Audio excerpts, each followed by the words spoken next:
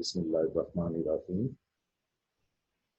Today's lecture comprises of the unit number 10, thermodynamics. We will discuss one topic of refrigerator and coefficient of performance of the refrigerator and heat pump.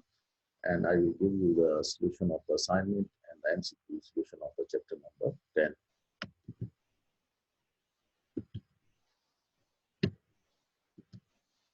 So this is the summary of the topics that we will cover in this lecture.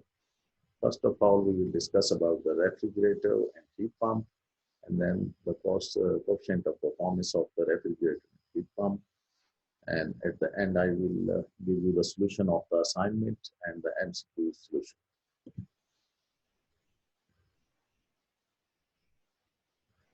We know that a heat engine takes heat from the hot reservoir and performs some work, and the remaining heat is rejected to a cold reservoir. But refrigerator and heat pump works in the opposite cycle. They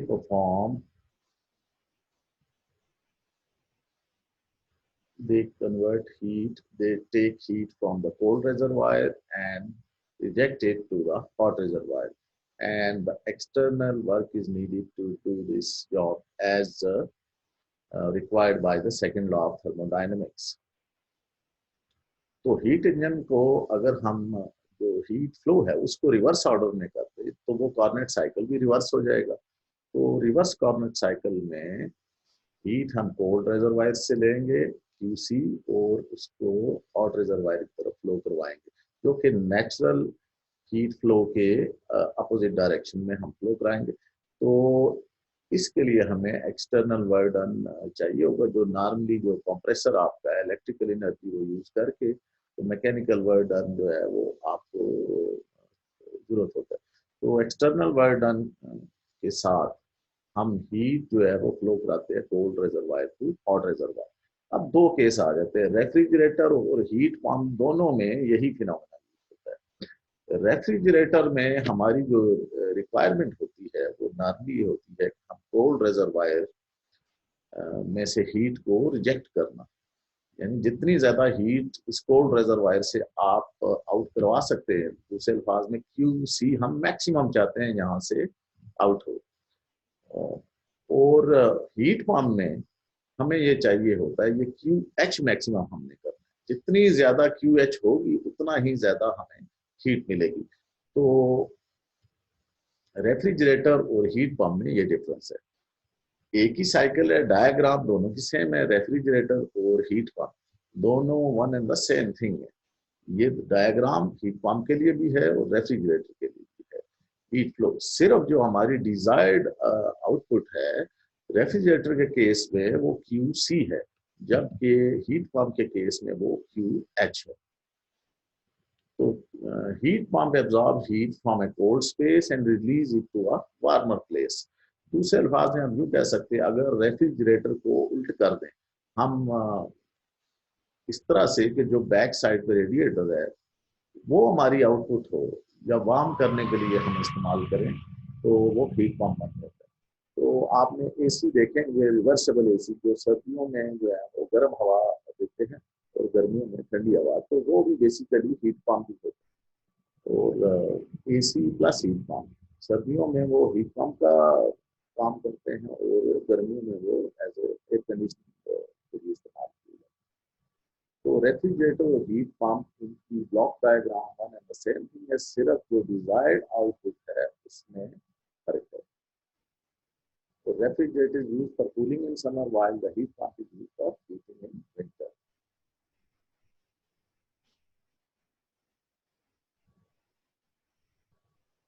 normally जो heat engine में work जो है हमारी जो output के तौर पे इस्तेमाल किया जाता है, हम वर्क डन जो होता है वो आउटपुट के तौर पे करते हैं. लेकिन हीट पंप और रेफ्रिजरेटर में work is not an output, rather it is an input to the system. तो रेफ्रिजरेशन के लिए हम ये चाहते हैं कि ज्यादा से ज्यादा हीट जो है हम कोल्ड रिजर्वायर से रिमूव कर सकें. जितनी ज्यादा हम हीट जो है जो कोल्ड रिजर्वायर से रिमूव करेंगे उतना ही अच्छा वो रेफ्रिजरेटर होगा.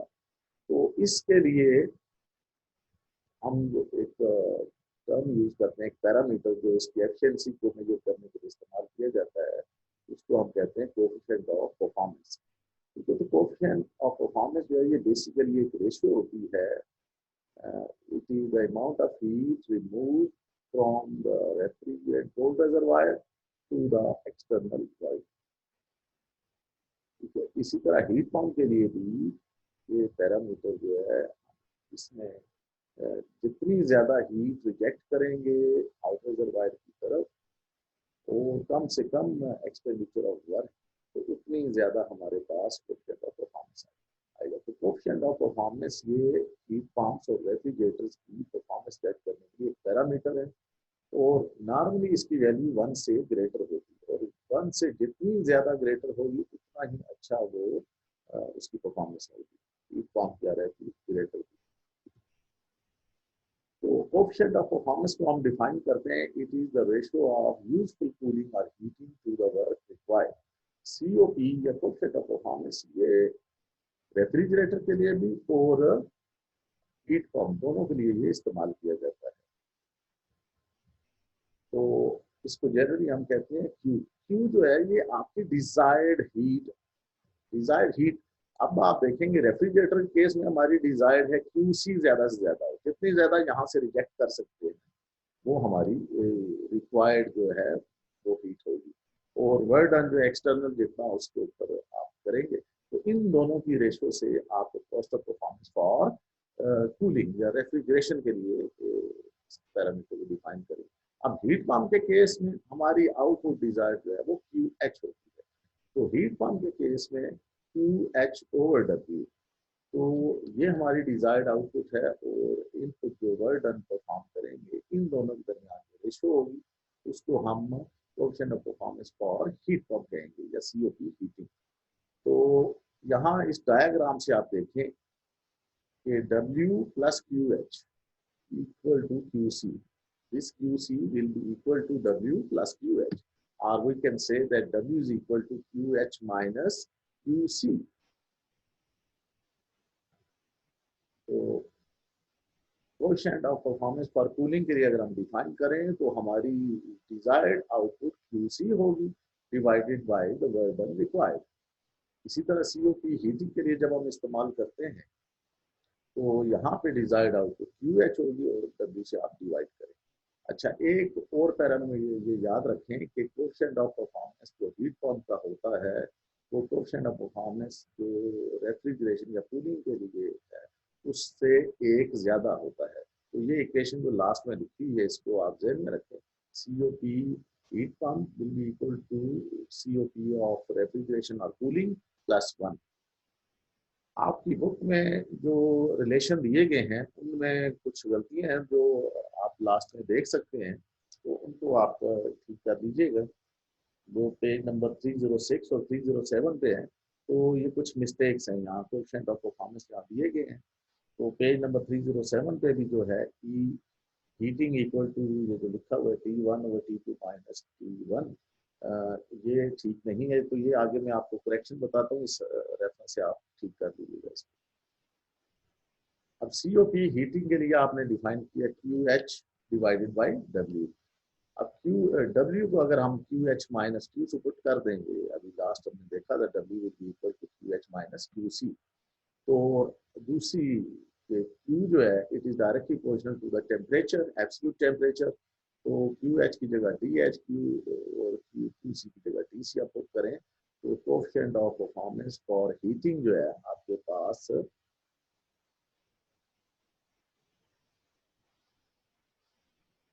वो आ जाता है TH/TH माइनस TC। तो आपके बुक के रेफरेंस से यहाँ पे होना चाहिए T1/T1 minus T2, T1/T1 minus T2। तो ये वहाँ पे ठीक कर लीजिएगा। इसी तरह COP cooling coefficient of performance cooling के लिए हमारी डिजायर्ड आउटपुट QC है, और वर्क डन से डिवाइड करेंगे तो वर्क डन के लिए QH माइनस QC पुट करेंगे तो ये आ जाता है TC/TH माइनस TC। तो यहाँ आप सीओपी कूलिंग के लिए आपका हो जाना चाहिए T2/T1 माइनस T2। तो ये शुरू में तो ठीक लिखा है, बाद में जो इन्होंने कैलकुलेशन दिए कि डिवाइडिंग द न्यूमिनेटर और डिनोमिनेटर, ये कुछ गलत है, तो आपने यहाँ तक इसको लेना है। अब आप यहाँ से इन दोनों रिलेशन से चेक भी कर सकते हैं कि सीओपी जो हीट पंप का है और सीओपी जो रेफ्रिजरेशन या कूलिंग का है, इन दोनों के दरमियान ये रिलेशन होल्ड करता है। ठीक है, तो यूं भी आप कह सकते हैं कि coefficient of performance of heat pump minus COP of refrigeration will be equal to 1. There is a difference of 1 between these two parameters. किसी रेफ्रिजरेटर, एसी या हीट पंप का जितना भी सीओपी बड़ा होगा, ज्यादा वैल्यू होगी, उतना ही वो उसकी परफॉर्मेंस बेहतर होगी। तो इसका मतलब यह है कि वो कम एनर्जी यूटिलाइज, कम बर्डन करके ज्यादा रिक्वायर्ड हीट आउटपुट आपको प्रोवाइड करेगा। अच्छा, ये जो असाइनमेंट थी यूनिट नंबर 10 की, ये 4 क्वेश्चन मैंने आपको दिए थे, तो इनके सॉल्यूशन मैं आपको प्रोवाइड करता हूँ। इसमें से क्वेश्चन नंबर 3 तो मैंने अभी यहाँ पे डिस्कस कर दिया, क्वेश्चन ऑफ परफॉर्मेंस कूलिंग और हीटिंग के लिए, रेफ्रिजरेटर और हीट पंप के लिए, तो बाकी 3 में आपको यहाँ पे सॉल्यूशन प्रोवाइड करता हूँ। पहला ये था कि an inventor claimed to have developed an heat engine working between 27 degrees C and 327 degrees C, having an efficiency of 45%. Is the claim valid and why? तो इस क्लेम को जज करने के लिए सबसे पहले हम कोऑर्डिनेट एफिशिएंसी हम फाइंड करेंगे, तो 1 माइनस T1 और T2 है। तो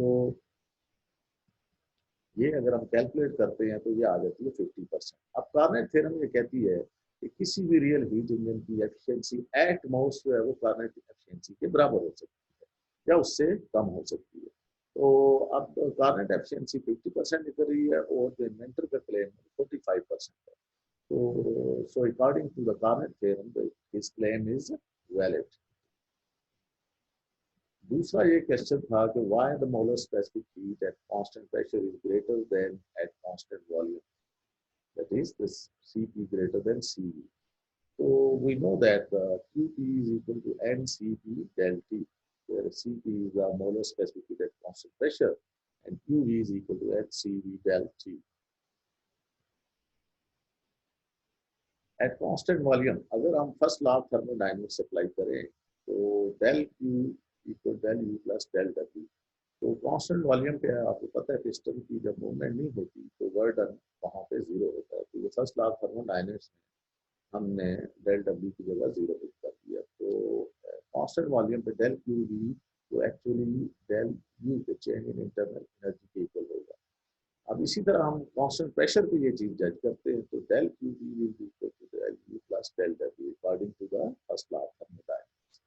अब यहाँ पे देखें, इस डेल यू की जगह अगर आप डेल क्यू वी रखते हैं तो del Q P will be equal to del Q V plus del W.